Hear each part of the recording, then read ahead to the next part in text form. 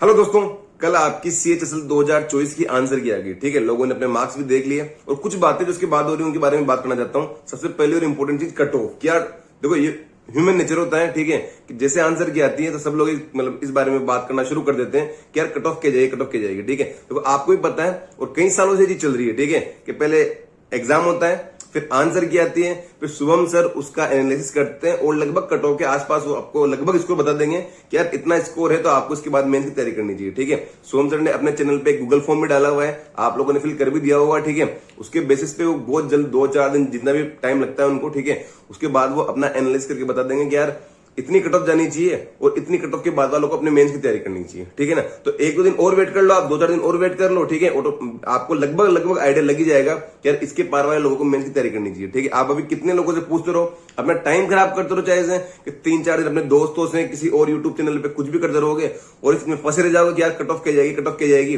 पता तो आपको लगभग आइडिया, इससे बेस्ट आइडिया लग नहीं सकता। ठीक है, चाहे वो सही हो या गलत हो, उस जो शुभम सर का जो एनालिसिस आएगा, ठीक है, उससे बेस्ट आइडिया कट ऑफ का आपको कभी लग ही नहीं सकता। ठीक है, तो पहली बात तो कट ऑफ की कि इसके बारे में बात करने से अच्छा है कि 2-4 दिन वेट कर लो, ऑटोमेटिक आपको आइडिया लग जाएगा। ठीक है, दूसरी बात, जिन लोगों का CHSL का पेपर बुरा हुआ, ठीक है, आंसर की में नंबर कम आए, 125 नंबर आ रहे हैं, 130 नंबर आ रहे हैं। ठीक है, तो मैं एक चीज आपको क्लियर कर दूं कि कहीं नहीं लिखा, ठीक है, कि यार अगर आपका 2 महीने पहले CHSL का या CPU का एग्जाम हुआ और उसमें आपके मार्क्स कम आए तो आपका 2 महीने बाद का CHSL का पेपर भी बिगड़ेगा। और ये भी कहीं नहीं लिखा कि यार आपका अगर भी CHSL में 160 स्कोर आ गया, 170 स्कोर आ गया तो आपके 2 महीने बाद CHSL का पेपर आने वाला है ना, वहां भी आप फोड़ने वाले हो। ठीक है, चीजें पता है, वो जो मेन 1 घंटा होता है ना, जिस टाइम आपका पेपर होता है, उस टाइम आपका माइंडसेट क्या होता है, आपकी स्पीड क्या होती है, ठीक है, उन पर डिपेंड करता है कि आपका स्कोर कितना आने वाला है। ठीक है, आपकी पढ़ाई पर तो डिपेंड करता ही है। ठीक है, वो तो आप CHSL के लिए भी कर रहे हो, CPU के लिए भी कर रहे हो, CHSL के लिए भी कर रहे हो। ठीक है, पर 1 घंटा जो आपका बेस्ट निकलेगा ना, उसी पे आपका मतलब आपका स्कोर मैटर करता है। ठीक है,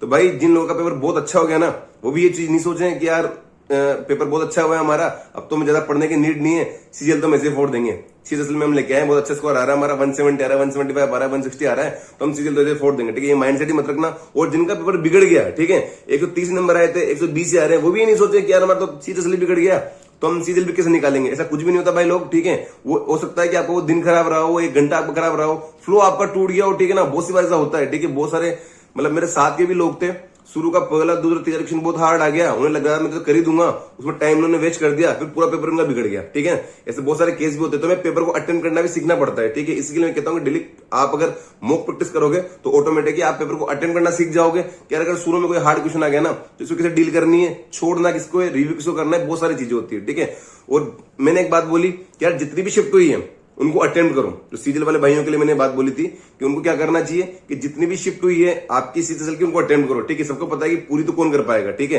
तो ये भी शुभम सर के एनालिसिस के बाद होगा कि टॉप 10 वो बता देंगे क्या सबसे हार्ड शिफ्ट ये थी, फिर ये थी, फिर ये थी। ठीक है, तो जो टॉप 10 होगी ना, उनको हम प्रैक्टिस कर लेंगे एक बार। अगर हम पूरी प्रैक्टिस नहीं कर पाए, ठीक है, क्योंकि टाइम आपको पता है कितना टाइम है, शिफ्ट कितनी सारी है, कितना सारा आपको और चीजें पढ़नी है। ठीक है, तो अगर आप पूरी शिफ्ट अटेंड नहीं कर पाओगे तो टॉप 10 शिफ्ट, ठीक है, शुभम सर अपने एनालिसिस में बताते ही है कि सबसे हार्ड शिफ्ट ये वाली थी, फिर ये वाली थी, फिर ये वाली थी। ठीक है, तो उनमें से जो टॉप 10 होगी वो मैं आपको बता दूंगा, उनको कम से कम आप एक बार देख लेना। उनके 100 के हिसाब से जो 1000 क्वेश्चन है उनको आप देख लेना, लगभग आपको आइडिया हो जाएगा कि यार ये अगर हार्ड थी ना, तो इनमें अगर हम इतना स्कोर कर रहे हैं तो CHSL में इतना स्कोर कर पाएंगे। ठीक है, तो ये वाली बात है।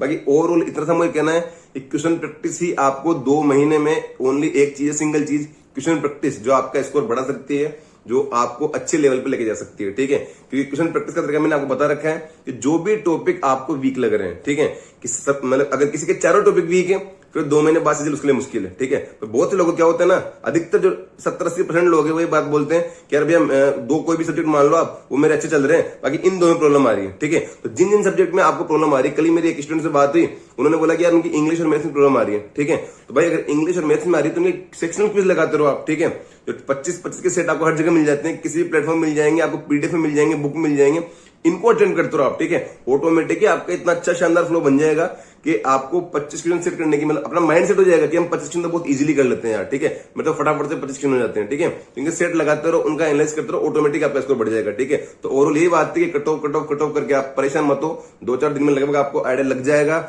और ऐसा कुछ भी नहीं है कि CHSL का पेपर बिगड़ गया ना तो CHSL भी बिगड़ेगा, और CHSL का पेपर बहुत अच्छा हो गया तो CHSL का पेपर भी अच्छा होगा। ठीक है, 2 महीने आपको मेंटेन करना पड़ेगा अपने लेवल को, अपनी पढ़ाई को, एक आपको मतलब समझ रहे हो, चीजें मेंटेन करके चलोगे ना तभी आपका स्कोर मेंटेन रह पाएगा। अगर अभी अच्छा स्कोर आया है तो, और मेहनत करते रहोगे, अपनी कमजोरी देखो ना यार, ठीक है। आपको लग रहा था कि मेरा स्कोर 150 आना चाहिए था पर 130 आया है, तो आप देखो कि कहाँ गलत हुआ। 70 आपके नहीं आए ना, तो एक बार उन 70 क्वेश्चन को देखो एक बार के लिए कि यार कहाँ, मतलब 70 नंबर की जो 35 क्वेश्चन है उनको देखो एक बार के लिए कि कहाँ गलती हुई, क्यों गलती हुई, क्या टॉपिक आपने पढ़े नहीं थे एक बार भी, और पढ़े थे तो क्या आपने क्वेश्चन प्रैक्टिस की थी नहीं की थी उन चीजों की, क्या वो टाइप आप पहली बार देख रहे हो एग्जाम में। इन चीजों को देखा करो, ठीक है।